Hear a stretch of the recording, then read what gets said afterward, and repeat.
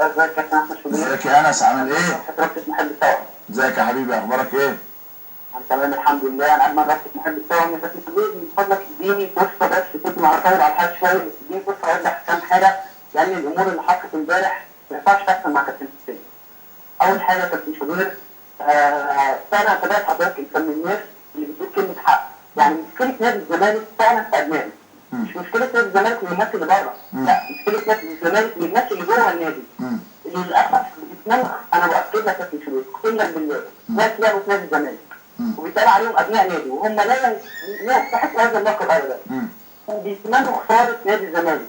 وانا مش عايز اقول اسامي، مش هقول اسامي، بس المستشار مصطفى منصور قال امبارح ان كابتن احمد التميمي يقول انا لو امي ضربت الفريق ده كانت كذبت، او لو امي كان معاها الفريق ده تقريبا كانت كذبت الدوري. انا بقول لاحمد الكابتن احمد التميمي بس حاجه واحده بس. عارف يا كابتن، لو تفتكر لما كلمت كابتن حسام وقلت له انا عايز ابقى مدرب مساعد لحضرتك في نادي الزمالك لما كان مدرب للاردن. هفكره بحاجه ثانيه، لما النادي المصري يتصل بكابتن حسام ايام ما كان هو في الاردن وعرض عليه ان هو يدرب، ورئيس النادي عرض وقالها ان هو يدرب النادي المصري. كابتن احمد حسام حسن وقتها رشح له احمد حسام يجي. حتى لو تفتكر كابتن احمد شوبير وقتها اشاع ان احمد حسام يجي هيجي النادي المصري. دي المواقف ودي الرجاله، دي رجال كابتن احمد حسام يجي. ثانيا كابتن احمد شوبير عايز اقول حاجه ثانيه. مش هم فاهموا كل ما كابتن حسام عارف طريقه كابتن حسام. حسام حسن مش هيقبل ان حد يقول له حط مين ما تحطش مين. المعلم بيقبل وممكن يجيب اللي يقبل، انما كابتن حسام مش هيتقال له حط مين ما تحطش مين. كابتن حسام مش هيقبل بكده.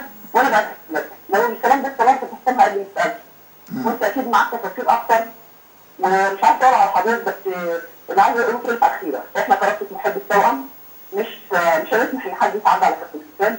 احنا مع كابتن حسام من الاول وهنفضل معاه. انا بحترم حضرتك لانك انت صاحب راي صح ودايما بتقول كلمه حق. وللاسف الاعلام ركز على صفقات نادي الزمالك ومركز على صفقات نادي الاهلي، وده اللي انت قلته قبل الماتش ان الاهلي جايب فريق كويس. نادي الزمالك ما بيكسبش الاهلي بقاله 4 سنين، وده الناس ناسياه. نادي الاهلي نادي الزمالك نادي فرص اصلا وما بيتعادلش بقاله 3 سنين. احمد حسام ميدو درب نادي الزمالك وكان معاه اعتقد في الوقت ده الاهلي كان بيلعب تقريبا بناشئين وما كسبش. كابتن كان انا سالت كابتن والدتك ساعتها ما كانش بتاع. شكرا يا كابتن احمد شوبير وقت